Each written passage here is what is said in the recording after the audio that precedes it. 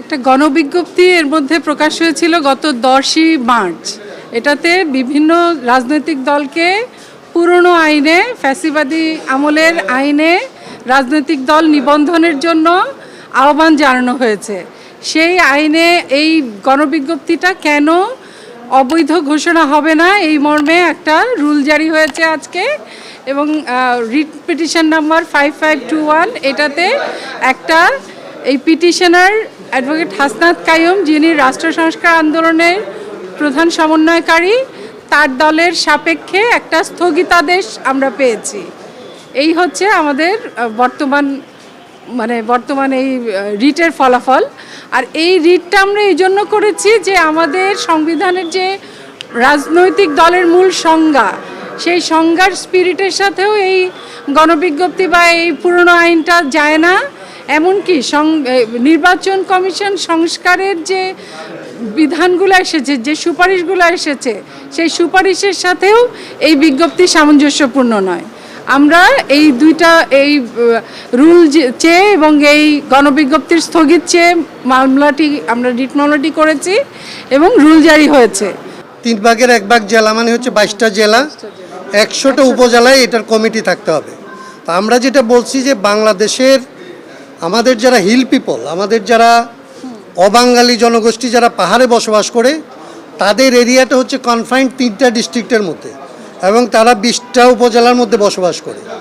আপনি যখন এদেরকে বলবেন যে আপনাকে আসলে 22টা উপজেলা আর জেলায় আর 100টা উপজেলায় কমিটি করতে হবে, তার মানে হচ্ছে আপনি এদেরকে বাংলাদেশে একদম এক্সক্লুড করে দিচ্ছেন, যে তাদেরকে কোনো রাজনৈতিক অধিকার এই বাংলাদেশেও দিচ্ছেন না। এইটা ছিল আমাদের মূল আর্গুমেন্টের জায়গা, যে এইটা কোনোভাবেই ইনক্লুসিভ বাংলাদেশের সাথে যায় না, এবং এমনকি 72-এর যে সংবিধান এটার সাথে যায় না, পিআরওর সাথে যায় না। এবং ডেফিনেশন যেটা আছে বাংলাদেশের সংবিধানে, রাজনৈতিক দলের যে সংজ্ঞা আছে, সেইখানে এরকম কোনো সাইজকে গুরুত্ব দেওয়া হয় নাই। সেখানে বলা হয়েছে যে এটার একটা ডিস্টিংটিভ আইডিয়া আছে কিনা, কিছু মানুষ এটার সাথে আছে কিনা।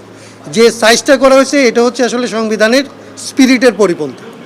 এইটা এর আগে আর্মিরা করছিল, আওয়ামী লীগ করছিল, কিন্তু এই সরকার এটা করতে পারে না।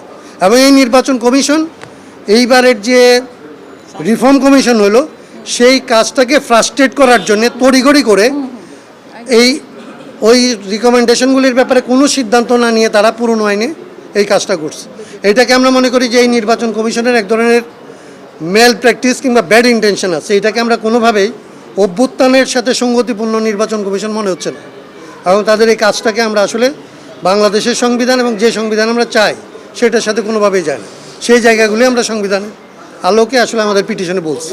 বদিউল আলম মজুমদারের কমিশনের সুপারিশ হচ্ছে 5% উপজেলা, 10% জেলা। তার মানে হচ্ছে আপনার প্রায় 7টা ডিস্ট্রিক্ট লাগে, আর অন্তত 25টা 30টার মতো ধরেন উপজেলা লাগে।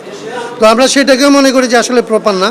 আমরা বদিউল আলম মজুমদারের যে কমিশন, সেই কমিশনে আমরা দলীয়ভাবে রাষ্ট্র সংস্কার আন্দোলনের পক্ষ থেকে আজকে যে কথাগুলি বলছি, এগুলি বলেই বলছিলাম যে মিনিমাম একক হইতে হবে 2টা।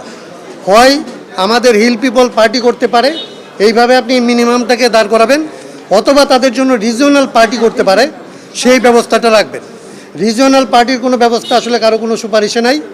আবার ধরেন তারা পার্টি করতে পারবে, তাদের পার্টিটা নেশন ওয়াইড, তারা ন্যাশনাল পলিটিক্সের মধ্যে আসবে, সেই সুযোগটা তাদেরকে দেওয়া হচ্ছে না। তাহলে তাদেরকে আপনি ন্যাশনাল পলিটিক্সে কোনো সুযোগ না দিয়ে আপনি ইনক্লুসিভ বাংলাদেশের গল্প বলতেছেন। এটা হচ্ছে